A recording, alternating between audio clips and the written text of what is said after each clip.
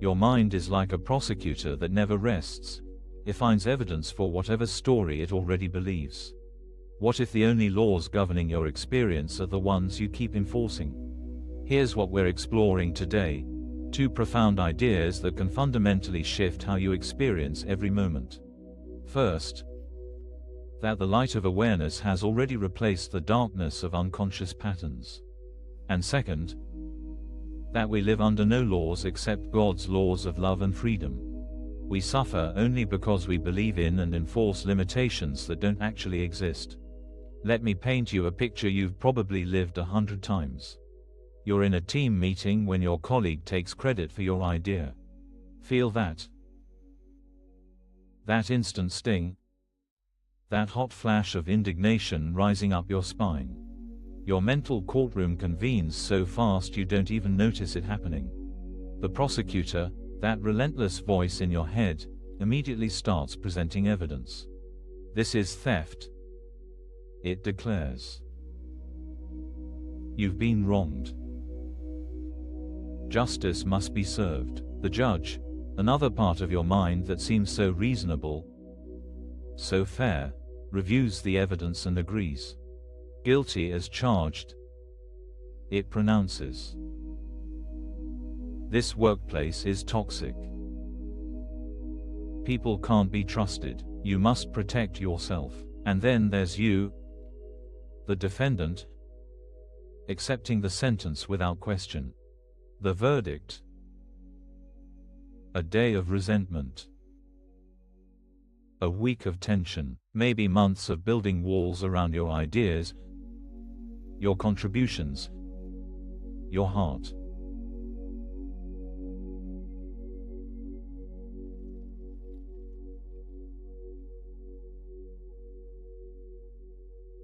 But let's slow this down and really look at what just happened. Your mind operates like a courtroom where you're simultaneously the prosecutor, judge, and defendant. The prosecutor presents evidence for why you should feel bad. The judge agrees, and the defendant accepts the sentence. But what if this entire legal system is imaginary, and you can simply walk out of the courtroom? Watch how the prosecutor works. It's brilliant. Really, it takes that moment in the meeting, a colleague speaking words, nothing more, and instantly transforms it into a crime scene. The prosecutor doesn't just stop at the immediate offense. Oh no. It starts building a case that stretches back years. Remember that time in 3rd grade when someone took credit for your drawing? Remember your first job when your boss overlooked you for promotion? The prosecutor connects dots that were never meant to be connected. It builds patterns where there are none. It builds an airtight case for why you should feel terrible, why the world is against you, why you need to armor up and fight back. And here's the thing, the prosecutor is so good at its job that you believe every word. You don't question the evidence. You don't challenge the narrative. You just accept that this is how things are, how they've always been, how they'll always be.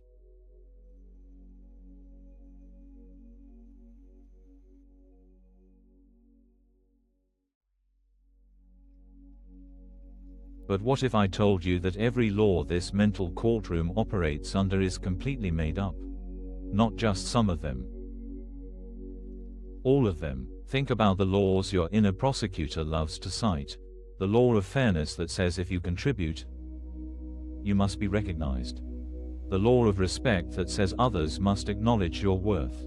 The law of justice that says wrongs must be righted, scores must be settled, balance must be restored. Where did these laws come from? Who wrote them? Who enforces them? You do, every single day, in 1,000 small ways. You enforce laws that exist nowhere except in your own mind. And the beautiful, terrifying, liberating truth is this: you're suffering under laws you made up and continue to enforce against yourself. Let's go back to that meeting. Your colleague speaks. Words come out of their mouth. That's what happened in reality. Everything else, the theft, the injustice, the need for retribution, that's all your inner legal system at work. You're prosecuting a crime that happened only in your interpretation.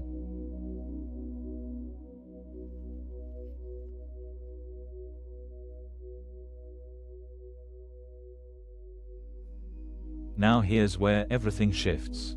Beneath all this mental litigation, beneath the prosecutor's endless cases and the judge's heavy verdicts, something else exists. Something that was there before you learned to build cases against life. Something that remains untouched by all your stories of wrongdoing and victimhood. It's like discovering that while you've been sitting in a windowless courtroom for years, arguing cases and accepting sentences, there's been a door open the whole time.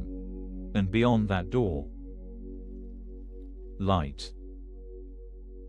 Freedom, a world that operates under completely different laws.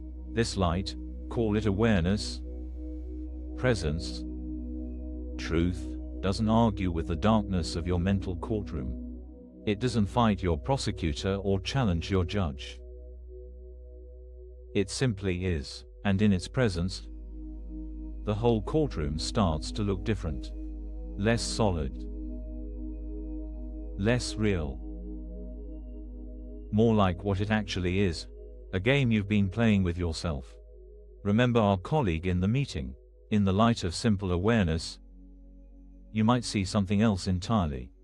Maybe they're insecure, grasping for recognition because they feel invisible. Maybe they genuinely forgot where the idea came from. Maybe, and this is the hardest pill to swallow, maybe it doesn't matter who gets credit because the idea wanted to be born into the world regardless of whose mouth it came through.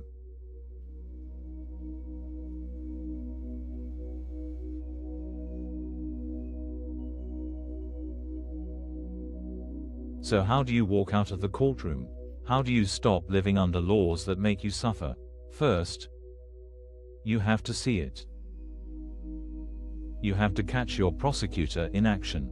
That voice that's building a case right now, maybe about how this video is too simplistic, or how your situation is different, or how some people really are jerks who deserve prosecution. That's your prosecutor at work. Once you see it, you can ask a revolutionary question: what if I don't have to attend this trial?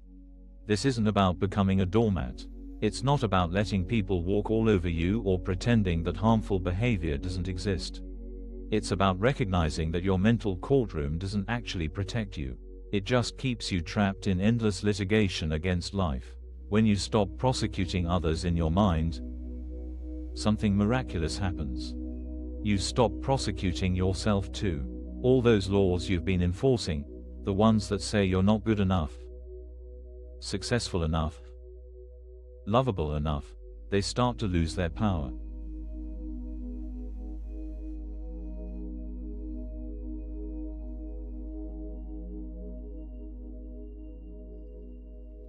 Imagine living under different laws. Not the laws of the mental courtroom, but laws that actually support your peace and freedom. The law of love that says you're already whole, regardless of who recognizes it. The law of freedom that says you can choose your response to any situation. The law of peace that says your worth isn't determined by external validation. These aren't laws you have to earn or achieve. They're laws that are already in effect, always have been, always will be. You've just been too busy in your courtroom to notice. Going back to our meeting scenario one last time, living under these different laws, you might still notice your colleague taking credit. You might still feel that initial sting, but instead of convening your mental court, you pause. You breathe. You remember, I am not under the laws of this mental courtroom. I am free to choose my response. Maybe you speak up calmly. Actually, we developed that idea together last week. Maybe you let it go, knowing your worth isn't diminished by someone else's need for recognition. Maybe you see it as an opportunity to practice walking out of the courtroom again and again, until it becomes second nature. The light has already come. It's already here, waiting patiently while you finish your closing arguments. The door is open. The choice to walk through it is always yours. And on the other side, a life lived under laws that support rather than punish, that free rather than confine, that recognize the truth of what you are beyond all the stories your mind loves to tell. Your mental prosecutor will always have another case. There will always be evidence to collect, arguments to make, sentences to serve. But you don't have to be in that courtroom. You can live under different laws. And that changes everything. If you want to keep practicing with this, you can like the video and subscribe.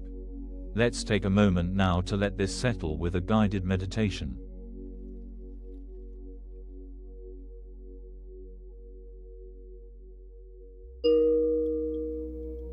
Let yourself settle. Find a position where your body can rest. No need to sit any special way. Just comfortable. Allow your breath to find its own rhythm. No need to control it. Just notice it arriving and leaving on its own. If you've been building a case against someone today, that's okay. If your inner prosecutor has been busy collecting evidence, that's okay too. We're not here to judge the judge. Notice your body. Where do you hold court? Where does the prosecutor live? Maybe in your chest. Maybe behind your forehead. Maybe in your belly. Just notice. No need to evict anyone. We're just seeing what's here. Feel the weight of all those laws you've been carrying. The law that says you must be recognized. The law that says others must be fair. The law that says you must defend yourself. Feel how heavy these laws are. Now imagine, just imagine, setting them down. Not throwing them away. Not destroying them, just setting them down for a moment. Feel what remains when you're not enforcing any laws, when you're not prosecuting any cases.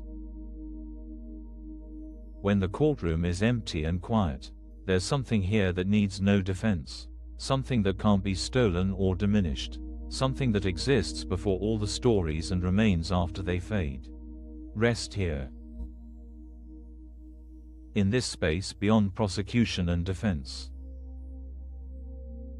Beyond right and wrong. Beyond all the laws you thought you had to live under. You might notice thoughts returning. The prosecutor getting back to work. That's natural. Just notice. You don't have to attend every trial. Breathe. Rest. Let yourself be free, just for this moment, from all the cases you've been building. When you're ready, take a deeper breath. Feel your body in the chair or on the floor. Remember, the courtroom is optional. The light is always here. Gently open your eyes when it feels right. Move slowly. The peace you touched, it comes with you. Thank you for being here and practicing together. If you'd like, you can find a free digital ACIM resource in the description. And if you want to mark the moment, a simple comment such as, "I am grateful," is welcome. Thank you for being here, for having the courage to question the laws you've been living under. As you move through your day, be gentle with yourself when that mental courtroom reconvenes. It's just an old habit looking for something to do. You know where the door is now, and you know what waits on the other side.